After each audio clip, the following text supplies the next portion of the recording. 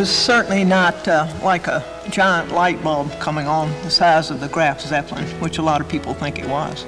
It was a process of a number of years. The seed idea came to me when I was doing a residency in North Carolina for the Rockefeller Foundation at Wake Forest in Southeastern Center. While I was there, I had an opportunity to speak and work with some students at Salem College, at the North Carolina School of the Arts, with the public some, and with the first two entities that I mentioned. It's a great town with a lot going on. It has always been, in my mind, the cultural mecca of North Carolina. But for some reason, and that's the part that just, maybe if there was a little epiphany, I suddenly thought, wouldn't it be wonderful if some of these people knew what the other people were doing, because there seemed to be literally no communication and certainly no collaboration. And we had been doing a few things here around New Smyrna to do with dance and theater and an arts festival that we had put together just the year before I was there. And I thought, wouldn't it be super if someday we could have a place designed for all of these people of this nature, of this age group, mid-level artists, to work together. Because certainly anybody who cares about the arts must agree that they're indivisible in a way. You can't be a composer without having any sense of the other disciplines. It's just not possible. And that was really about all that happened at the moment. And then over the next couple of days, I kept thinking about this, and it interested me more than more, but I didn't really know what in the world to do with it. Then I met Howard Klein. He happened to be there in Winston-Salem because of the residency that they were supporting. And I asked him if sometime he would come to New Smyrna Beach, Florida, and hear me out on an idea I had. Well, of course, he didn't know where New Smyrna Beach was. But indeed, 6 or 8 months later, he came with his family and dog, and in their camper, stayed at my place in Eldora on the Indian River. And at first, he thought the whole thing was, no way, couldn't do this. But in fact, he began to warm to the idea. And 6 or 8 months later, came through saying that the foundation would, in fact, felt like it could support this idea, which is not the way you normally do things. You have something going, and then you go to a foundation and say, hey, will you support this? So this was really a leap of faith for him and for the Rockefeller Foundation. Not big money, but it was enough for us to be able to go out to the public and say, we have an idea, would you like to buy into this? Do you think it's viable? And so the rest now is history. Obviously, the major reason it was going to be here was because I thought of it. And we were asked that question repeatedly, why can't we'd like to have this in Atlanta, or we'd like to have this in Miami.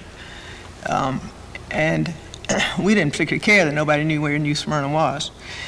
Part of the excitement I had about it, and that I was trying to get others to understand, was it wasn't just the arts. We were also talking about the environment, because those are my two lifelong loves. And the idea was not to simply have a storefront concept. It was to do this in a remote setting where artists could come and work on their own with no external forces, no worries about what was going on outside the compound.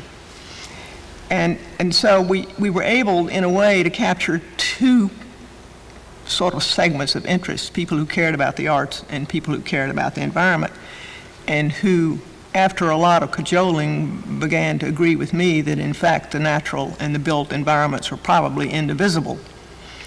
And a whole new thing opened up when we were able to get that point across, because there was so much already going on the arts in Florida, which a lot of people don't think there is today, but in fact there is and there was. And I think without that element of excitement about where it was going to be and how necessary that was to the program that we projected, it made all the difference in the world. One of the things that we were hoping for is the day we would do this, we'd have this full light to get the advantage of all the filtered light. It's so pretty at this time.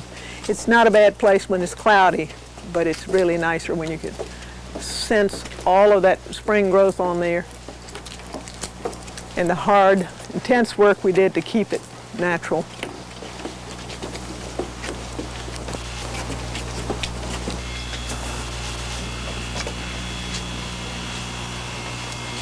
These buildings fit in here just the way we dreamed they would. Virtually no interruption of the natural space. When we built the original buildings, the fire marshal wanted us to clear everything 100 feet around every building. I mean, clear. It was a nice fight, but we won. Noxious weed. Can I get in here?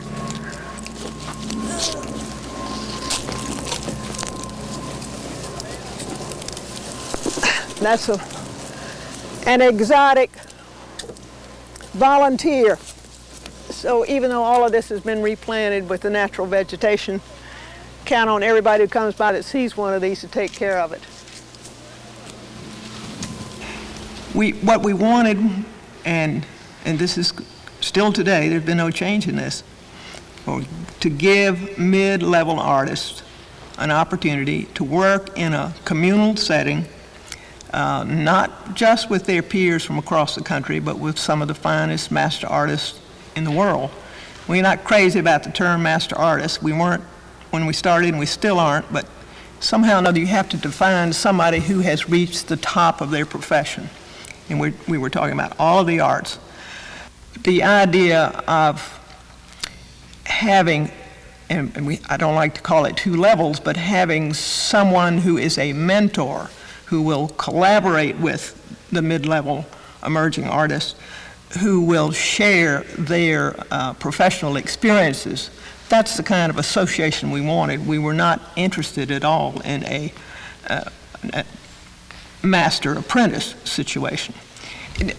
It seems to me that in the early days, one of the things I need to say, because I didn't set out to put together an artist community. It was just an idea, and we do, and now we have this wonderful artist community. But I think it's important to know, in a sense, what a struggle it was to make people believe that something like this could happen. And having just talked about the master-associate relationship, everybody said, what makes you think you can get all of these world-class masters here? And of course, we didn't have anything but just our own raw guts to say that, because we didn't know that we could either, but we thought we could because it was such a good idea. And in fact, we've proved that. But that was probably the most difficult hurdle to overcome, was to make people understand that we meant what we said and that we really were going to get these master artists here, and these people were going to have this extraordinary opportunity to work with the best minds in the field. And that's been, I love a challenge, I guess, and to me, part of the excitement is that that list of the people we have brought here as master artists is just incredible. And to think what they have shared with all of these associates, it just, when you start adding it up, it is a tremendous achievement. The first residency was, we couldn't believe it ourselves when we were able to get Dwayne Hanson, the sculptor, and David Del Tredici, composer, and James Dickey, the great writer. It was just a tremendous achievement that we would come up with 3 stars in the first residency. But in the case of the second residency, Reynolds Price, some of us had at least met him, great man, as everybody knows. Mia Rusin was somebody whose work sort of came along at the same time as my work was getting better known. But Edward was a story unto himself, Edward Albee, because he came on our, what was then called the Advisory Council, early on. And the way we got him is nobody had any line to him at all, but we wanted this famous fellow involved on our advisory council. So one of our trustees got on the phone, picked it up and called him and said, you know, we have this new thing going and we want you to be on our advisory council. Well, lo and behold, Edward accepted, and then when we asked him later why in the world he would do that, he said, well, I just thought people with that much gall just to pick up the phone and call me, I want to know who they were and what they were doing. So that's how Edward came on, and then he was in the second residency here. I think the program is remarkably like I envisioned it being. And as I said, I didn't think that in day one. There were many people involved before we came to a final vision on this thing. But basically, I think the program is staying the same. Now, as you know, we're completing 6 new workspaces, discipline-specific workspaces.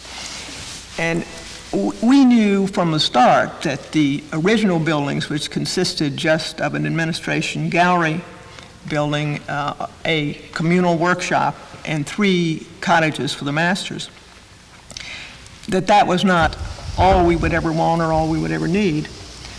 Those new buildings now are what we thought we needed, but we weren't thinking about them in that form originally. We were thinking about all those things happening maybe in one huge building, and went so far as to have them designed that way, to not to too many dollars, fortunately, but then we decided, all of that should be in different discipline specific, but in close proximity. What we didn't want to do was have new spaces where the writers would go and hole up and have less to do than they might have had to do with the choreographer or whoever else, the other disciplines. So that it's putting, what it's doing is, it's all going to be a plus. We haven't had that much time to work with those spaces. We're sitting in one of them. But what it's done is add yet another level of professionalism that the mid-level artists can be exposed to. They can learn an awful lot by having an opportunity to work in this theater, in the dance studio that's being built, in the sculpture and painting spaces, in the music studio, wonderful, incredible equipment that early on we didn't have, so they couldn't utilize it. So we're giving them even more exposure to professionalism, which is what we were talking about, and what the real world of artists is all about. Get this. That dramatic. I wouldn't mind having a studio like that myself. The air drawn up in those scoops keeps a lot of both the fumes in the painting studio and some cooler air moving.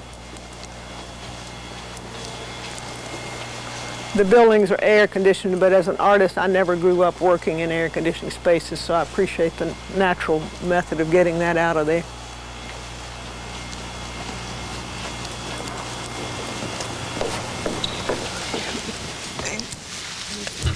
As I said, I'm basically self-taught as an artist, and even in the years that I considered myself a really serious intellectual and was spending all of my time either making art or reading about art.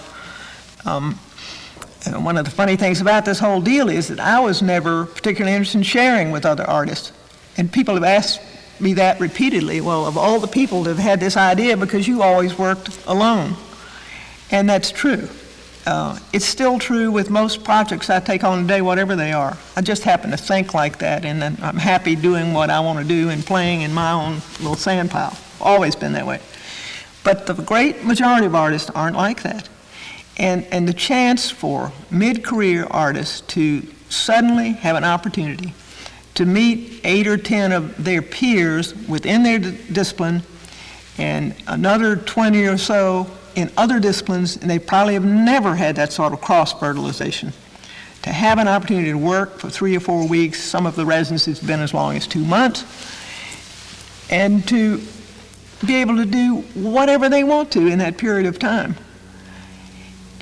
I would have killed for an opportunity like that. It's strange that we are willing in this country to spend so much on research and development in the sciences. And someday, I hope, we're going to wake up and realize that artists need just as much free time, free space, as scientists do, and have just as much to offer to the future of this country.